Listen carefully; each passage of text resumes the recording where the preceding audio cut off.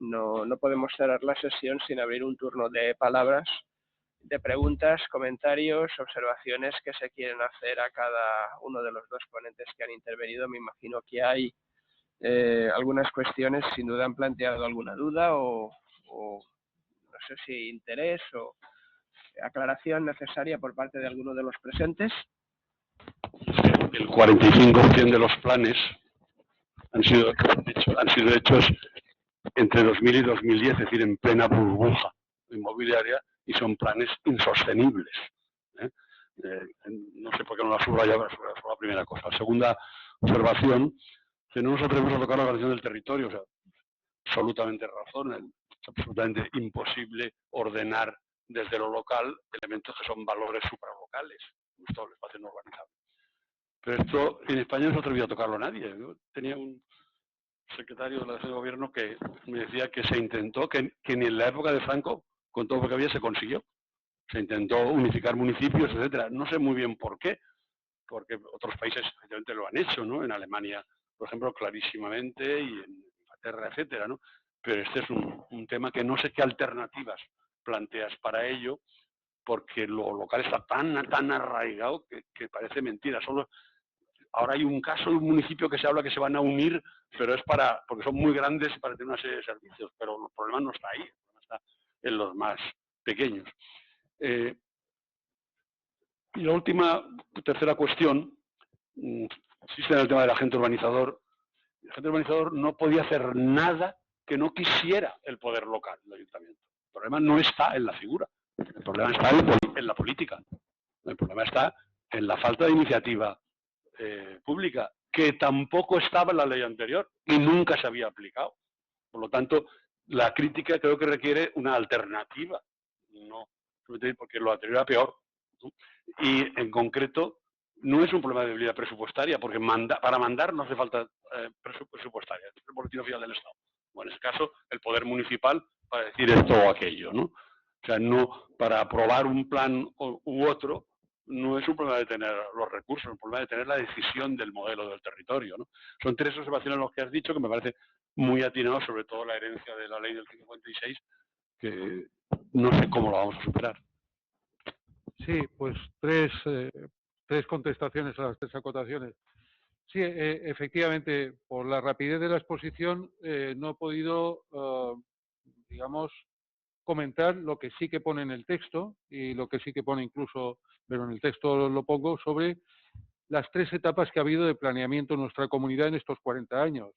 Yo creo que ha habido una etapa de planeamiento muy sensato, que nace en los años 80, y a medida que va avanzando la situación económica de la comunidad, otros parámetros, otros cambios de todo tipo, tenemos una segunda etapa de urbanismo ultra expansivo, con clasificaciones hipermasivas de suelo urbanizable que han creado una rigidez del territorio y que, como sabéis todos, además han sido un tiro en el pie a muchos, porque conllevaban pago de contribución urbana, de forma que aparece una última etapa en donde desde algunos agentes territoriales se pide desclasificación de suelo.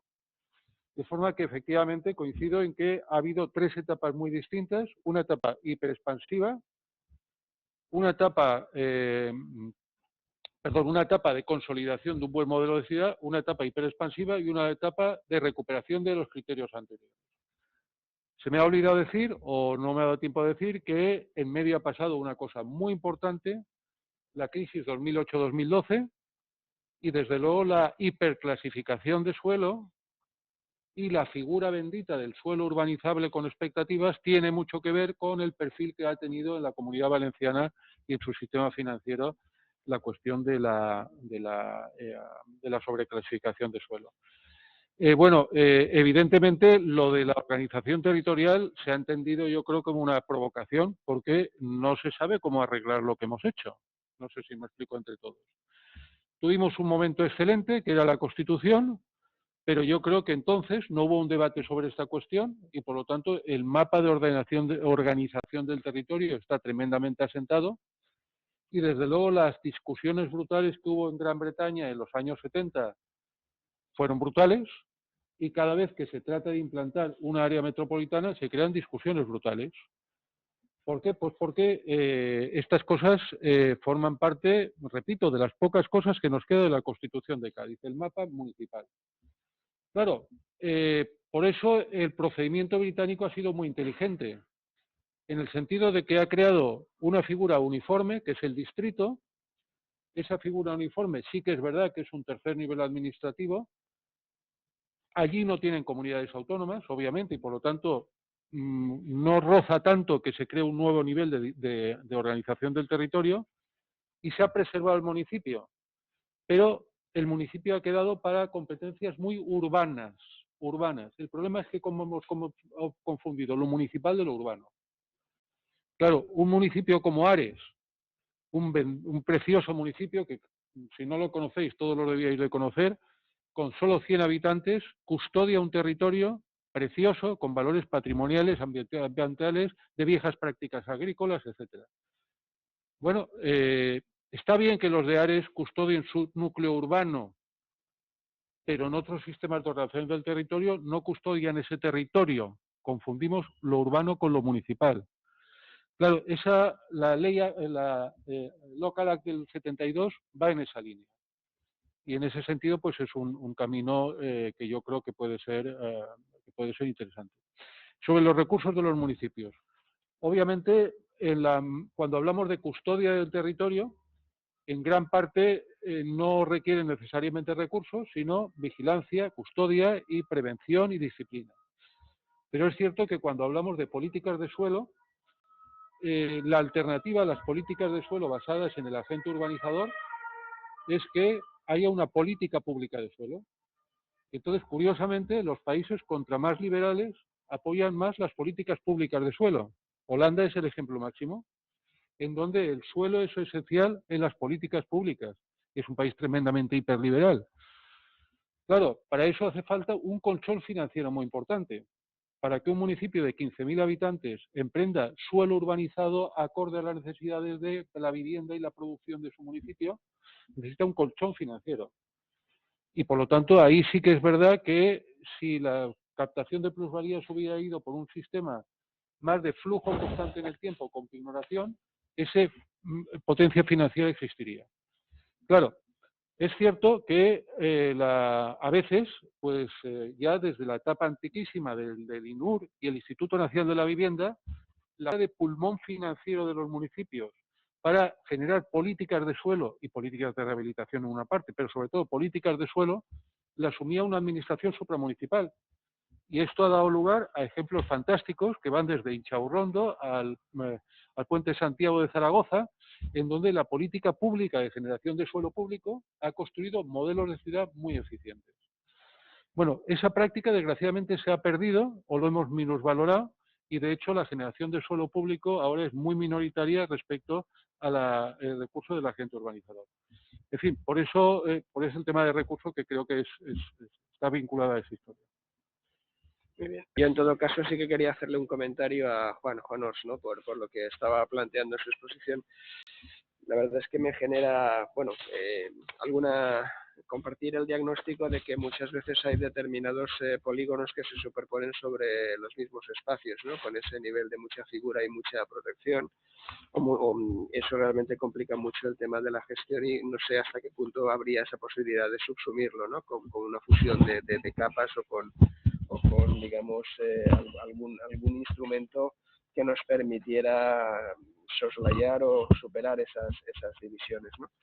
Y después hay algo que me parece tremendamente, dos cosas, ¿no? Uno es el tema de esas coordinaciones entre diferentes instrumentos y políticas, en concreto la coordinación con la ordenación del territorio que tú llamabas estratégica, ¿no? Eso es un poco lo que... Sí. Bien, sobre subsumir todas estas protecciones no va a ser posible porque cada una responde a sus normativas propias y por otra parte responden a la historia de la política de protección no solo en España sino en Europa. Por ejemplo, en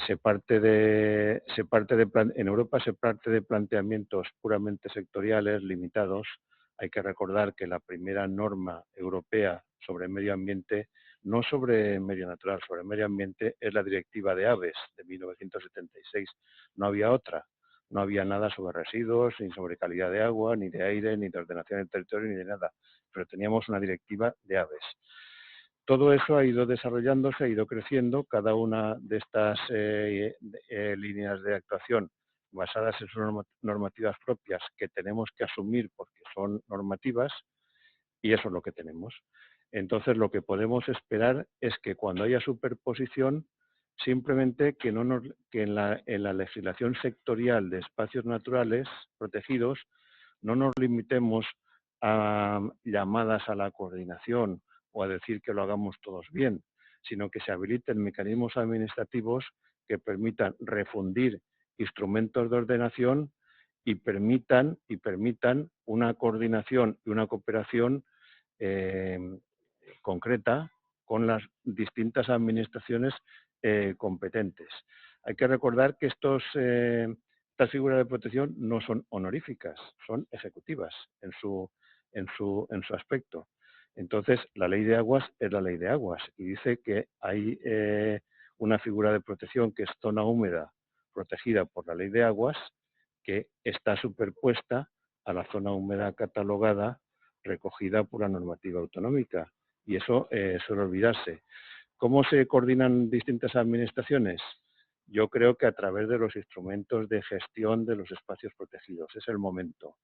Pero eso no quitará para que siga habiendo esta disfunción, esta discrepancia.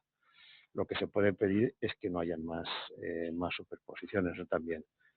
En cuanto a lo de la integración de la política de espacios protegidos en el marco de ordenación territorial, yo creo que tiene que partir del concepto de infraestructura verde, que es un concepto de futuro, es una idea directriz importante, pero basada en el punto de vista más flexible en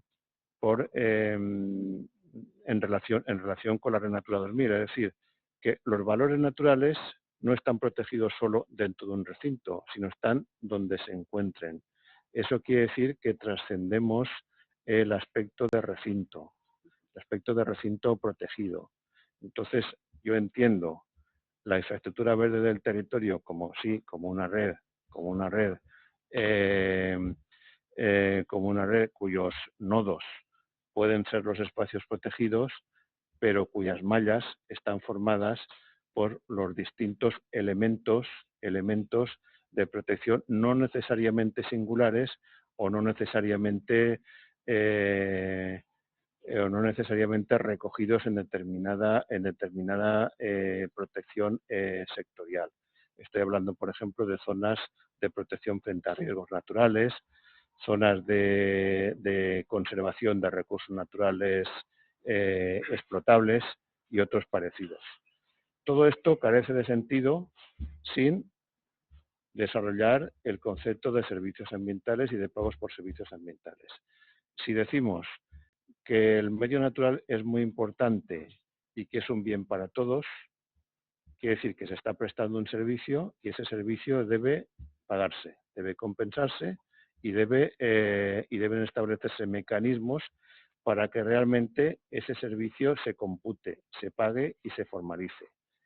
Eso es el futuro. Esto, como se hace una ley sectorial, puramente sectorial de espacios protegidos, ese es el problema, que todas estas ideas integradoras desbordan ampliamente el ámbito de una ley sectorial como la de espacios protegidos. Entonces estamos en el momento de integración de políticas. Eso es lo que pienso yo. Muy bien, pues muchas gracias, Juan. Bueno, veremos esa ley, ¿no?, que se anuncia por parte de la Secretaría de esa compensación interterritorial, si puede provocar algunos de estos mecanismos u otros, ¿no?